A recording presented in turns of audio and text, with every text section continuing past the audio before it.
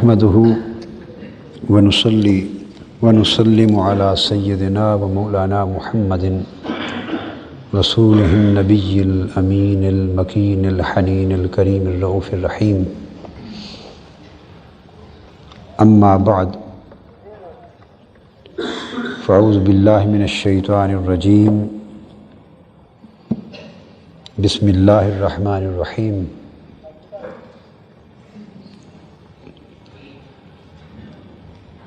الحمد لله رب العالمين الرحمن الرحيم مالك يوم الدين.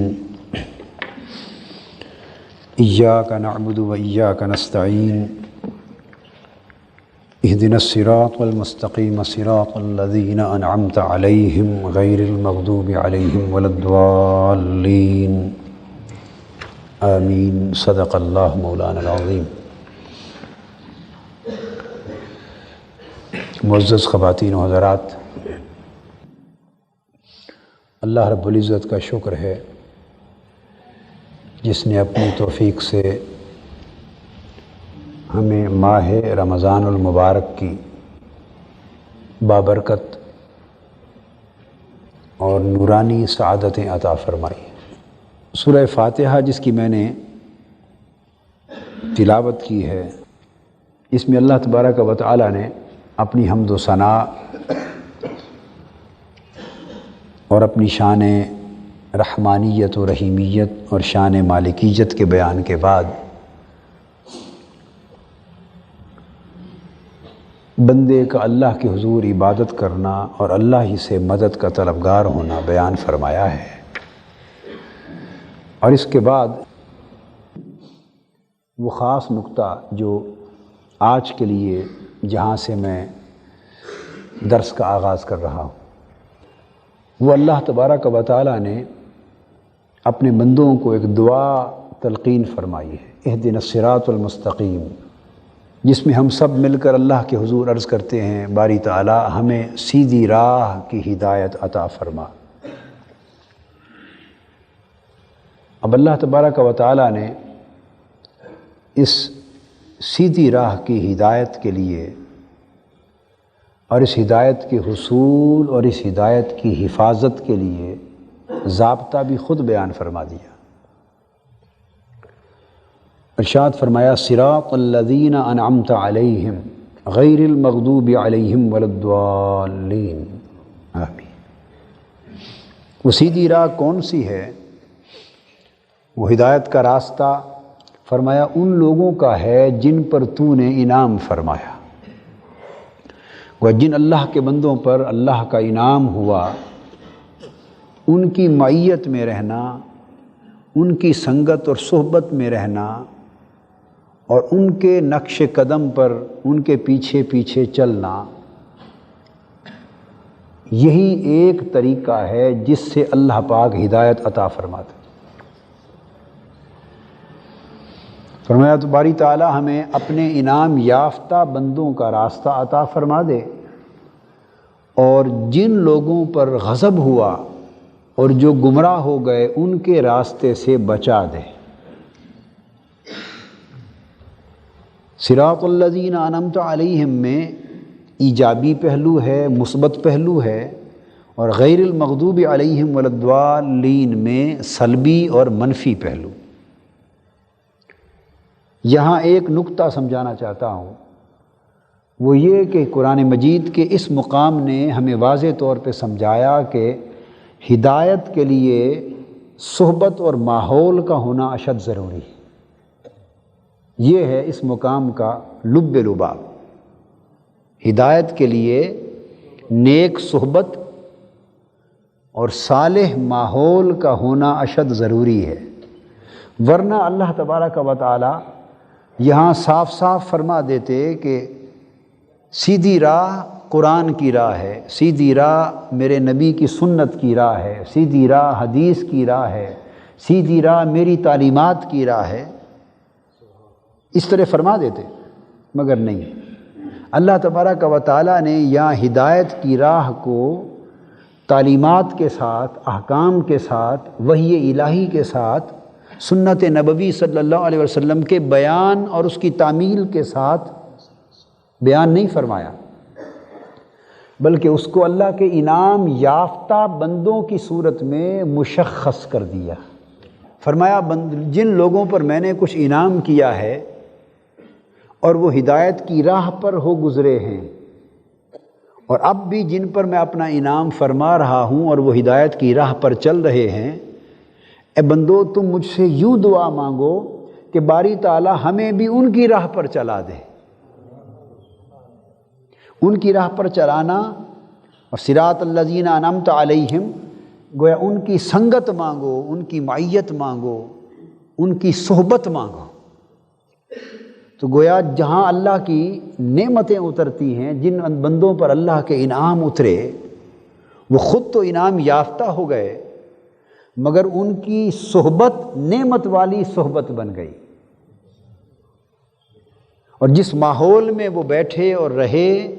وہ ماحول برکتوں اور ہدایت والا ماحول بن گیا۔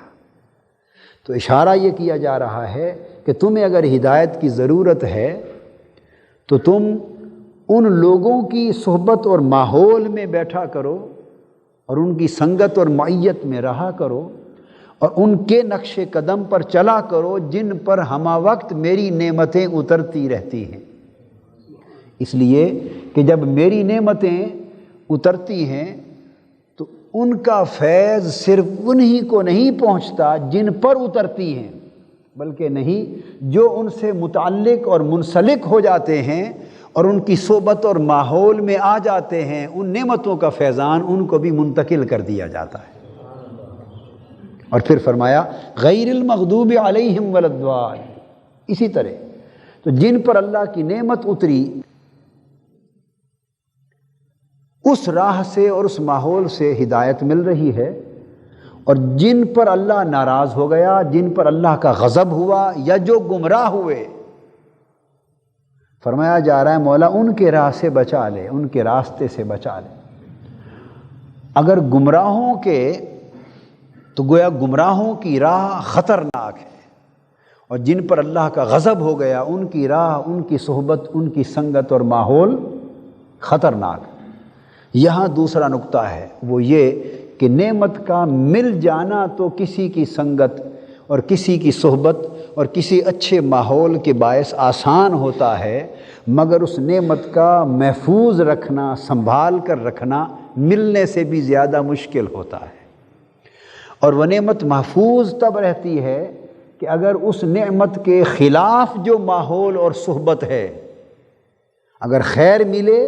تو خیر تب محفوظ رہے گی کہ اگر شر کے ماحول سے بچتے رہو گے۔ اگر اللہ کی نعمت ملے تو نعمت کی حفاظت تب رہے گی اگر غضب کے ماحول سے بچتے رہو گے۔ اگر ہدایت ملے تو ہدایت کی حفاظت تب رہے گی اگر ضلالت اور گمراہی کے ماحول سے بچتے رہو گے۔ تو گویا ایک خاص ضابطہ عطا کر دیا گیا کہ لوگوں تمہیں ہدایت تو اس طرح ملے گی کہ میرے انعام یافتہ بندوں کی صحبت اور ماحول میں آ جاؤ، مگر وہ نعمت ہدایت برقرار تب رہے گی کہ ان کی مجلس اور صحبت اور ان کی راہ پر چلنے کے ساتھ ساتھ بیک وقت غلط صحبت اور غلط مجلس اور جن سے میں ناراض ہوتا ہوں ان کی سنگت اور معیت اور ان کی راہ سے بچتے بھی رہو گے۔ تو گویا نیک صحبت کو اپنانا اور بری صحبت سے بچتے رہنا، اگر ان دو شرائط پر بیک وقت عمل ہوگا تو اللہ پاک ہدایت عطا بھی فرماتے ہیں اور ہدایت کی حفاظت بھی فرماتے ہیں۔ یہی وہ نقطہ ہے جسے اللہ پاک نے ماہ رمضان المبارک کے لیے خاص فرما دیا۔ تو یہاں جو لب لباب یہ نکلا نا کہ اللہ کی ہدایت کے لیے صحبت اور ماحول کی ضرورت ہوتی ہے، اور اس صحبت اور ماحول کی برکتیں تب برقرار رہتی ہیں کہ جب اس کا مخالف ماحول جو ہے اس کے اثرات سے بچا جائے اور منفی اور بری صحبت کی مضرتوں سے بچا جائے۔ اب اللہ پاک نے یہی قاعدہ اپنے نظام میں وضع فرما دیا۔ ماہ رمضان المبارک کی برکتوں کا ذکر فرمایا جب رمضان المبارک کا یہ مہینہ داخل ہو جاتا ہے، اس کی آمد ہوتی ہے، تو اللہ تبارک و تعالی روحانی دنیا میں کچھ تبدیلیاں اسی شب سے، اسی رات سے، آج جو پہلی رات ہے اسی رات سے فرما دیتے ہیں۔ اور وہ کیا ہیں؟ فرمایا فتحت ابواب الجنہ، اللہ پاک جنت کے دروازے کھول دیتے۔ رمضان المبارک کی آمد کے ساتھ ہی جنت کے دروازے کھول دیے جاتے ہیں۔ اور ساتھ فرمایا وغلقت ابواب جہنم، اور جہنم کے دروازے بند کر دیے جاتے ہیں۔ وسلسلت الشیاطین، اور شیطانوں کو زنجیروں سے جکڑ دیا جاتا ہے۔ اب یہ بڑی پیاری حدیث پاک ہے، ماہ رمضان المبارک کی برکتوں کا ذکر کر رہی ہے۔ اس کے 3 جز ہیں۔ کتنے؟ اب یہ بات توجہ طلب ہے جس پر ہمارا دھیان نہیں رہا۔ کتنے جز ہیں؟ ایک جز نعمت کو کھولنے کے لیے ہے، ایک جز نعمت کو کے دروازے کو کھول رہا ہے، اور حدیث پاک کے جو پچھلے 2 جز ہیں وہ اس کو برقرار رکھنے کے لیے، شیطنت سے بچانے کے لیے۔ فرمایا جنت کے دروازے کھول دیے جاتے ہیں۔ اب کوئی کہہ سکتا ہے باری تعالیٰ جنت تو تیری علیین میں اور مالائے اعلیٰ میں اوپر ہے، آسمانوں سے اوپر ہے، اور ماہ رمضان المبارک کی آمد ہو رہی ہے زمین پر، روزے رکھے جانے والے زمین پر، اور جنت تو آسمانوں سے اوپر ہے۔ اگر وہاں کی جنتوں کے دروازے تو نے کھول دیے تو زمین پر بسنے والوں اور یہاں کے روزے داروں کو کیا فائدہ پہنچا؟ اب بات کو سمجھ۔ اور جہنم کے دروازے بند کر دیے تو وہ تو کوئی مرے گا تو جہنم میں جائے گا، کوئی دنیا سے رخصت ہوگا تو جنت میں جائے گا۔ تو اس وقت جنت کے دروازے کھولنے اور جہنم کے بند کرنے سے کیا غرض اور کیا فائدہ؟ آپ نے غور فرمایا نا اس نقطے پر؟ اب طلباء خاص طور پہ توجہ کریں۔ دراصل اشارہ یہ کیا جا رہا ہے کہ لوگوں، جب ماہ رمضان المبارک آتا ہے تو میں چاہتا ہوں کہ تمہارے گناہ مٹا ڈالوں، تمہاری خطائیں مٹا ڈالوں، تمہاری غلطیاں لغزشیں معاف کر دوں، اور تمہارے نامہ اعمال گناہوں کی سیاہی سے دھل جائیں، ان پر نیکیاں مرتسم ہوں، ان پر اعمال صالحہ آ جائیں، ان پر حسنات آ جائیں، ان پر خیرات آ جائیں، اور تمہیں اپنے انوار عطا کروں، اور تمہیں اپنے عالم مالائے اعلیٰ سے برکات کی بارش کروں، اور تمہارے مقدر کھل جائیں، اور تم ایک نئی روحانی نورانی دنیا کا سفر شروع کر سکو۔ میں چاہتا ہوں کہ یہ کروں، مگر اس کے کرنے کے لیے جنت کے دروازے اس لیے نہیں کھول رہا کہ مرنے کے بعد جنت میں جاؤ گے۔ مرنے کے بعد جنت میں جانا اور رمضان کا آنا ان کا تو کوئی تعلق نہیں۔ جہنم کے دروازے اس لیے بند نہیں کر رہا کہ مرنے کے بعد جہنم کے مستحق جہنم میں جائیں گے، ماہ رمضان کی آمد سے ان دروازوں کا تعلق نہیں ہے۔ دراصل اللہ پاک فرماتے ہیں کہ ماہ رمضان کی آمد سے میں چاہتا ہوں کہ تمہارے لیے ایک نورانی اور روحانی ماحول پیدا کر دوں، ایک نورانی اور روحانی ماحول پیدا کر دوں۔ اور وہ ماحول کیا ہے؟ جنت روحانیت کا منبع ہے، انوار الہیہ کا منبع ہے، مالائے اعلیٰ کی برکات کا منبع ہے، فیوزات الہیہ کا منبع ہے، اللہ کی نوازشوں اور قربتوں کا منبع ہے۔ اسی طرح اس کے برعکس دوزخ جرائم کا منبع ہے، سزاؤں کا منبع ہے، اللہ کی رحمت سے محرومی کا منبع ہے، دوری کا منبع ہے، عذاب کا منبع ہے، سزا کا منبع ہے، تباہی اور ہلاکت کا منبع ہے۔ دوزخ اور جنت 2 سرچشمے ہیں، وہ نیکی کا، یہ بدی کا، وہ خدا سے قربت کا، یہ خدا سے دوری کا۔ اور فرمایا میں نے چاہا کہ ماہ رمضان المبارک سعادتوں والا مہینہ بناؤں تاکہ تم سعید بن جاؤ، اور اس کے لیے ضروری تھا کہ تمہیں ایک ماحول دیا جائے، تمہیں ایک ماحول دیا جائے، ایسا ماحول کہ وہ ماحول خود بخود تمہاری صحبت کو نیک کر دے اور بری صحبت کو مٹا دے۔ تو جنت کے دروازے کھول دیے، اور گویا جنت کو زمین کے قریب کر دیا، برکتوں کے اعتبار سے، رحمتوں کے اعتبار سے۔ جنت ہے تو وہاں، مگر دروازہ کھولنے کا، سب دروازے کھولنے کا مطلب یہ ہے کہ وہ جو قربتوں بھری فضا ہے جنت کی، وہ جو میری رحمتوں بھری فضا ہے، وہ جو انوار بھری فضا ہے، وہ جو برکتوں بھری فضا ہے، وہ جو نعمتوں بھری فضا ہے، وہ جو لذتوں بھری فضا ہے، بس جنت کے جب دروازے کھولتا ہوں تو وہ ساری ہوائیں زمین پر بھیج دیتا ہوں،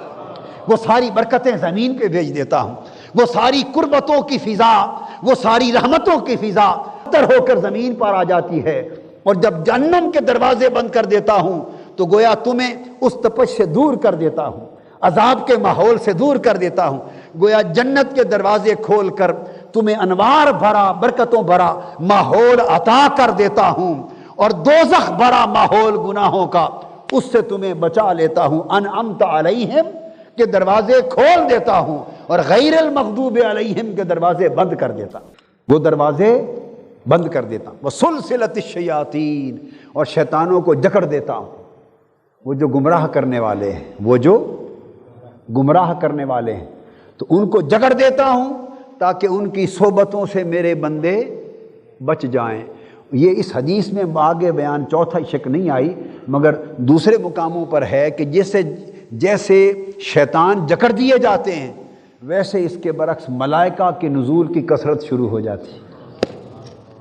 تو فرشتے جو نور کا چشمہ ہیں وہ کثرت سے اترنے لگ جاتے ہیں، اور شیطان جو نار کا، آگ کا چشمہ ہے وہ جکڑ دیے جاتے ہیں۔ تو آپ نے دیکھا اللہ پاک نے بھی آپ کو ماحول عطا کرنے کے لیے مثبت اور منفی دونوں اقدامات فرما کر ایک صحبت بپا کر دی، ایک ماحول بپا کر دیا، روزے کی شکل میں، رات کی صلاۃ التراویح کی شکل میں، قیام رمضان کی شکل میں، قرآن مجید کی تلاوت کی شکل میں، قرآن مجید کی سماع کی شکل میں، قرآن مجید سے تعلق استوار کرنے کی شکل میں، کہ زمین پر تم روزے رکھ رہے ہو، دن روزے میں بیت رہا ہے، پھر روزے کا احساس تمہارے اوپر طاری ہو رہا ہے، رات کشاں کشاں میرا کلام سننے کے لیے مسجدوں میں چلے آ رہے ہو، اور کوئی میرا کلام پڑھ رہا ہے، کوئی میرا کلام سن رہا ہے، اور قرآن مجید کی تلاوت و سماع سے ایک ماحول پیدا ہو رہا ہے، اوپر سے جنت کی قربتوں کی ہوائیں آ رہی ہیں، ملائکہ کے انوار آ رہے ہیں، دوزخ کے اندھیرے بند کر دیے گئے ہیں۔ تو فرمایا لوگو اس مہینے میں نے نعمتوں کا اور ہدایتوں کا ماحول اور صحبت تمہارے لیے بپا کر دی ہے، اب تم اس سے نور کی خیرات لے لو۔ تو جو پھر ان نعمتوں سے اس عظیم الشان ماحول کے بپا ہونے کے باوجود بھی محروم رہ جائے، اس سے بڑا بد نصیب اور بدبخت کون ہوگا۔ پھر روزوں کا مقصد قرآن مجید نے تقوی بیان کیا۔ روزوں کا مقصد کتب علیکم الصیام کما کتب علی الذین من قبلکم لعلکم تتقون، روزے اس لیے فرض کیے گئے تاکہ تمہیں تقوی نصیب ہو سکے، تاکہ پرہیزگاری نصیب ہو سکے۔ تو 30 دنوں کے روزوں سے اگر ہم پرہیزگار نہ بن سکیں اور پرہیزگاری کی عادت اور خصلت پیدا نہ کر سکیں اور پرہیزگاری کے ماحول میں رہ کر تقویٰ کی خوبو پیدا نہ کر سکیں تو ہم نے گویا کچھ نہیں کمایا۔ اور قرآن مجید کے لیے فرمایا کہ یہ ہدایت بھی، کامل ہدایت بھی انہی کو دیتا ہے جن کے اندر تقویٰ کی خوبو اور خوشبو ہوتی۔ ہدی للمتقین، یہ قرآن ہدایت ہے انہی کے لیے جو صاحبان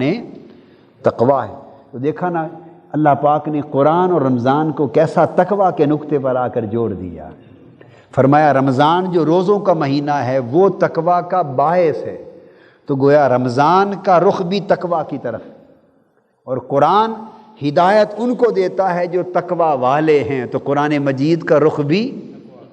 تقویٰ والوں کی طرف۔ تو اگر ہم ماہ رمضان المبارک میں قرآن اور رمضان روزے ان دونوں کے فیض سے تقویٰ حاصل کر لیں تو گویا ہم اپنے مقصود کو پا گئے۔ اب یہی جس ماحول کی بات کی ہے، اس پہلے پارے میں اللہ رب العزت نے اس کی 17ویں آیت میں ایمان اور منافقت کے ماحول کا ذکر کیا ہے۔ فرمایا مَثَلُهُمْ كَمَثَلِ الَّذِي اسْتَوْقَدَ نَارًا فَلَمَّا أَضَاءَتْ مَا حَوْلَهُ، جس ماحول کا ذکر کیا قرآن اس ماحول کے لفظ کو بیان کر رہا ہے۔ فَلَمَّا أَضَاءَتْ مَا حَوْلَهُ ذَهَبَ اللَّهُ بِنُورِهِمْ وَتَرَكَهُمْ فِي ظُلُمَاتٍ لَا يُبْصِرُونَ۔ منافقوں کی مثال بیان کی، فرمایا ان کی مثال اس شخص کی سی ہے جس نے آگ روشن کی، جس نے آگ روشن کی، اور دراصل آگ سے مراد کیا ہے؟ ایمان، جس کو ایمان نصیب ہوا اور ایمان کی روشنی اس کے اندر چمک اٹھی، جس نے آگ، پہلے میں مثال مکمل کر لوں پھر سمجھا دیتا ہوں۔ آگ روشن کی، اور جب اس آگ نے اس کے ماحول کو روشن کر دیا، اس کے ماحول کو روشن کر دیا، تو اللہ نے ان کی روشنی کو زائل کر دیا، اللہ ان کی روشنی لے گیا، زائل کر دی، اور ان کو تاریکیوں میں یوں دیا،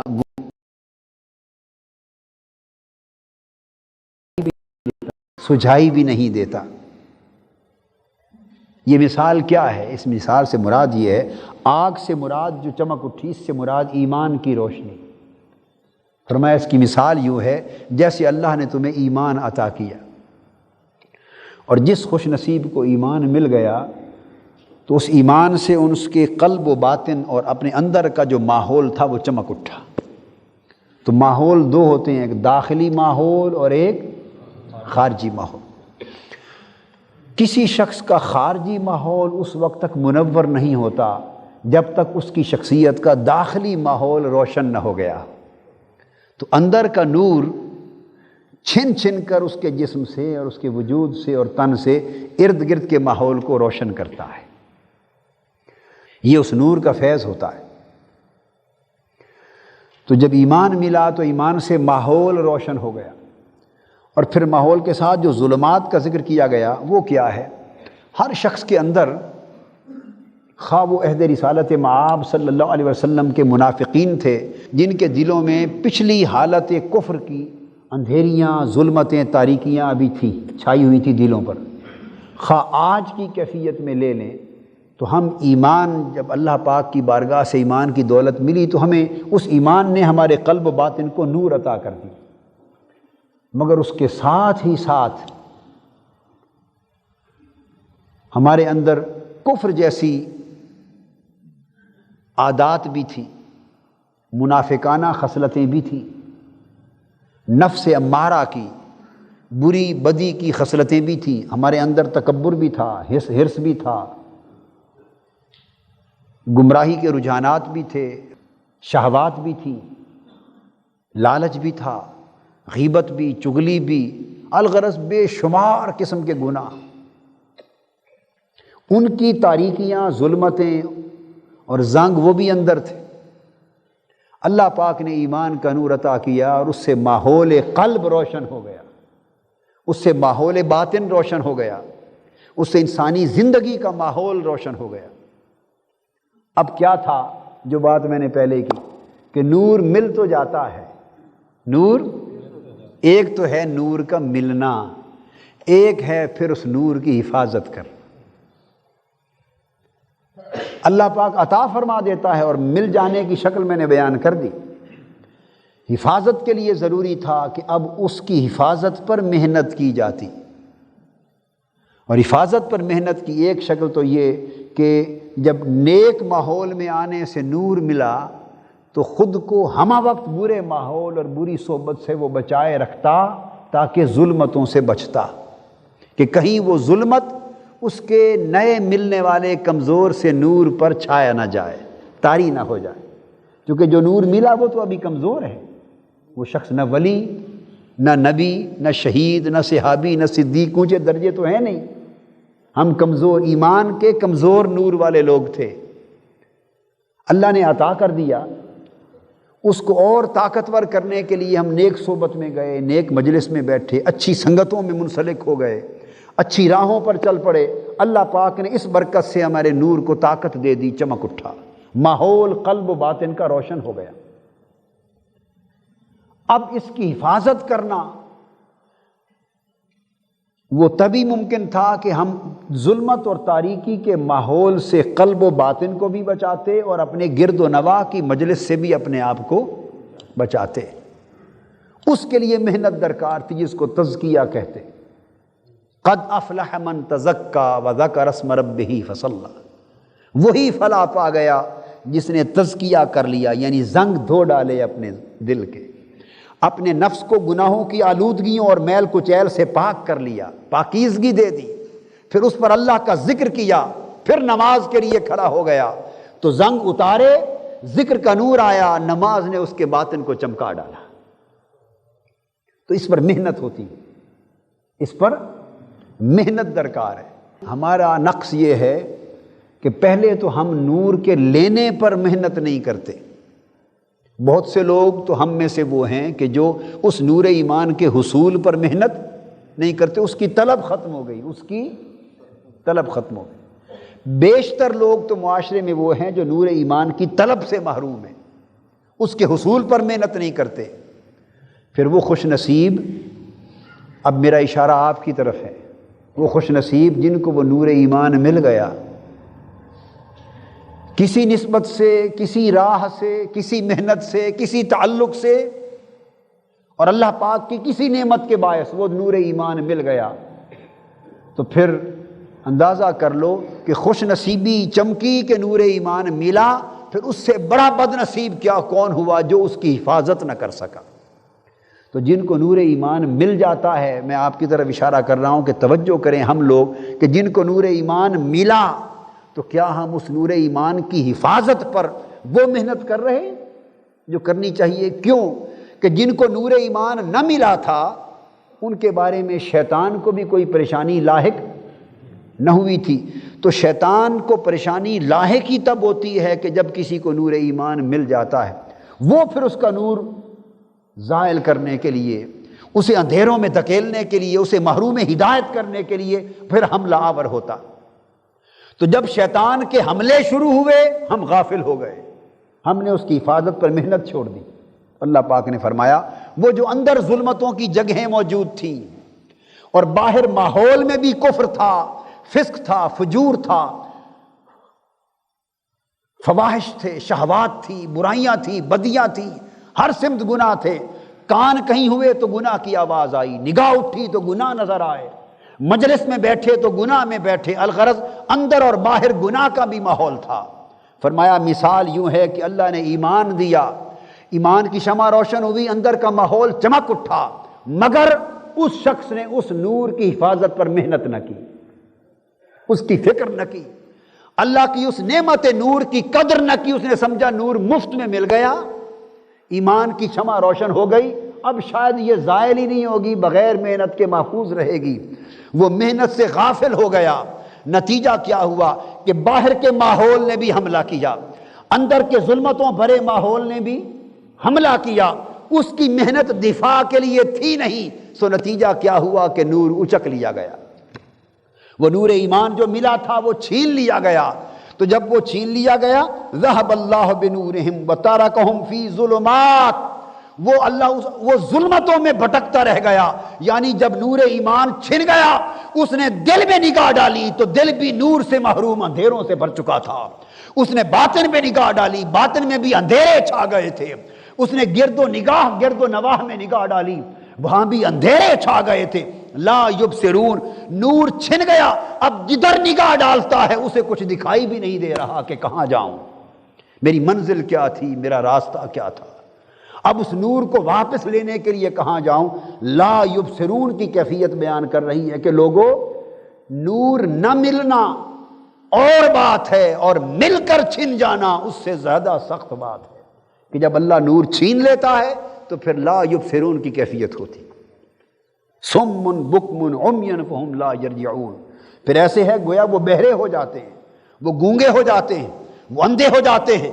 بہرے کا مطلب یہ کہ اگر نور چھن جائے تو دلوں پر ایسی شقاوت آ جاتی ہے، ایسی سختی آ جاتی ہے، ایسی بدبختی باطن پہ مسلط ہو جاتی ہے کہ اس کے بعد نصیحتیں اثر نہیں کرتی، بہروں کی طرح ہو جاتے ہیں۔ پھر وہ قرآن سنتے ہیں، وہ نصائح سنتے ہیں، وہ ہدایات سنتے ہیں، وہ نیکی کی باتیں سنتے ہیں، تو وہی نیکی کی آواز جو انہیں بلا کر نور ایمان کی طرف لے آئی تھی، اگر ملا ہوا نور چھن گیا تو وہ آواز پھر ان کو اثر نہیں کرتی، چونکہ وہ بہرے ہو چکے ہوتے ہیں، وہ بہرے ہو چکے ہوتے ہیں، وہ گونگے ہو گئے ہوتے، حق کی آواز ان کی زبان پر نہیں آتی، وہ اندھے ہو چکے ہوتے ہیں۔ تو نور ایمان اور نور ہدایت چھن جانے کے بعد جو کیفیت ہے یہ زیادہ تباہ کن اور ہلاکت انگیز ہوتی۔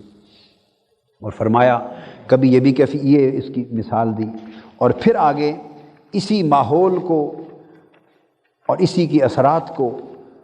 اور پھر اسی کے نور کے مل جانے سے اس کے ماحول کا روشن ہونا اور چھن جانے سے ماحول کا بے فیض رہ جانا، اس کا ذکر اللہ پاک نے آگے سورہ بقرہ کی آیت نمبر 74 میں بھی ایک مثال دے کر فرمایا ہے۔ آج بات اسی مثال پر ختم کر دوں گا۔ فرمایا ثم قست قلوبکم من بعد ذلک فہی کالحجارہ او اشد قسوہ وان من الحجارہ لما یتفجر منہ الانہار۔ فرمایا پھر ان کے دل سخت ہو گئے، پھر ان کے دل سخت ہو گئے، ان پر شقاوت چھا گئی، ان پر بدبختی چھا گئی، نعمتیں چھین لی گئیں، نعمتیں چھین لی گئیں، اللہ کی رحمت نے منہ موڑ لیا، اللہ کی بخشش نے منہ موڑ لیا، برکات نے منہ موڑ لیا، سعادات اور خیرات نے منہ موڑ لیا، دل سخت ہو گئے، شقی القلب ہو گئے۔ تو کیسے ہو گئے؟ فرمایا فہی کالحجارہ او اشد قسوہ، جب دل سخت ہو جاتے ہیں تو وہ پتھروں کی طرح ہو جاتے ہیں، بلکہ ان کی سختی پتھروں سے بھی بڑھ کر ہو جاتی۔ فرمایا کہ لوگو تم جب سخت دل ہو گئے تو تمہارے دل پتھروں سے بھی زیادہ مردہ ہو گئے، پتھروں سے بھی زیادہ مردہ ہو گئے۔ کیوں؟ کہ فرمایا کہ پتھر کئی قسموں کے ہیں، پتھر کئی قسموں کے ہیں۔ وَإِنَّ مِنَ الْحِجَارَةِ لَمَا يَتَفَجَّرُ مِنْهُ الْأَنْهَارُ۔ فرمایا کچھ پتھر تو ایسے بھی ہیں، کچھ پتھر تو ایسے بھی ہیں کہ انہی میں سے نہریں اور چشمے پھوٹ پڑتے ہیں، پر تمہارے دل تو ان پتھروں جیسے بھی نہ ہوئے۔ کئی پتھر ایسے ہیں کہ جو پھٹ جاتے ہیں، ان سے چشمے پھوٹ پڑتے ہیں، ان سے نہریں رواں ہو جاتی ہیں، اور تمہارے دل تو ان پتھروں جیسے بھی نہ ہوئے۔ آپ نے دیکھے نہیں کہ کتنے چشمے سب پتھروں سے پھوٹتے ہیں، کچی زمین سے نہیں، چشمے سب پتھروں سے پھوٹتے ہیں۔ تو اللہ پاک نے منظر دکھایا کہ لوگوں میں رب اگر ان پتھروں سے چشمے زمین کو زندگی دینے کے لیے پیدا کر سکتا ہوں تو تم کم سے کم اپنے دل ان پتھروں جیسا ہی کر لیتے کہ تمہارے دل کے اندر بھی کوئی میری محبت اور معرفت کا چشمہ پھوٹ پڑتا۔ اور جن پتھروں سے چشمے اور نہریں رواں ہوتی ہیں ان کا فیضان دور دور تک وہ پانی کھیتیوں کو، فصلوں کو میلوں تک سیراب کرتا چلا جاتا ہے۔ تو وہ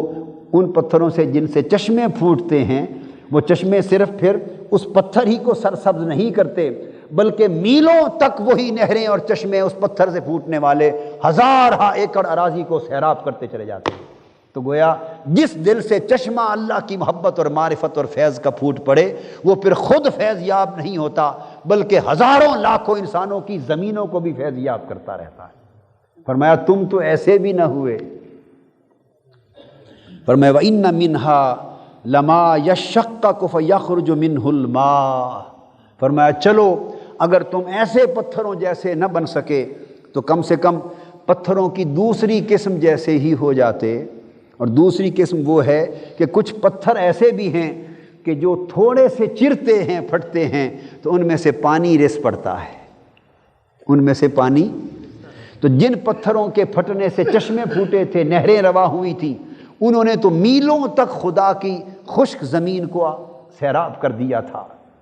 ہزارہ لوگوں کو آباد کر دیا تھا۔ اور جن پتھروں کے اندر سے پانی رس پڑا تھوڑے تھوڑے قطروں کی شکل میں، تو وہ چلو ہزارہ ایکڑ اراضی تو سیراب نہ کر سکا، مگر اس پتھر کے ارد گرد اس کے ماحول اور صحبت میں جو زمین تھی وہ تو ساری شاداب ہو گئی۔ وہ جو پانی رستا رہا اور ارد گرد پڑتا رہا، اس پتھر کے قریب قریب کی زمین سرسبز و شاداب ہو گئی۔ فرمایا اللہ پاک نے تمہارے دل تو ان پتھروں جیسے بھی نہ ہوئے کہ کاش کوئی دل ایسے ہی ہو جاتے کہ ان سے میری محبت اور معرفت کے چشمے پھوٹ پڑتے، اور پھر میری مخلوق میں سے ہزارہ لوگ آ کے ان چشموں سے فیض یاب ہوتے۔ چلو اگر ایسے نہ تھے تو پھر تمہارے دل ایسے ہو جاتے ان پتھروں کی طرح کہ جن سے پانی رس پڑا تھا اور قطرے ٹپکتے تھے، کہ تمہارے دل کے اندر ایسے میری محبت اور میری معرفت اور میری عشق اور میری قربت کے کچھ قطرے ٹپک پڑتے، اور اس سے تم خود بھی سیراب ہوتے، اور چلو دور دور تک میری مخلوق کو نہ سہی جو پیاسا تمہارے قریب آ جاتا وہ بھی کچھ پی لیتا،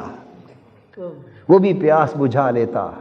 وہ بھی سیراب ہو جاتا۔ تو اس قربت اور صحبت اور ماحول میں آنے والوں کو نفع پہنچتا اور تم بھی سیراب ہوتے، مگر ہائے تم ایسے بھی نہ ہوئے۔ پھر فرمایا وَإِنَّ مِنْهَا لَمَا يَهْبِطُ مِنْ خَشْيَةِ اللَّهِ، اور فرمایا لوگوں سوچو تو صحیح کہ سخت ترین پتھروں میں جو آخری ایک حد ہے پتھروں کی، ایک وہ بھی قسم ہے کہ جن سے نہ پھٹتے ہیں نہ رستے ہیں،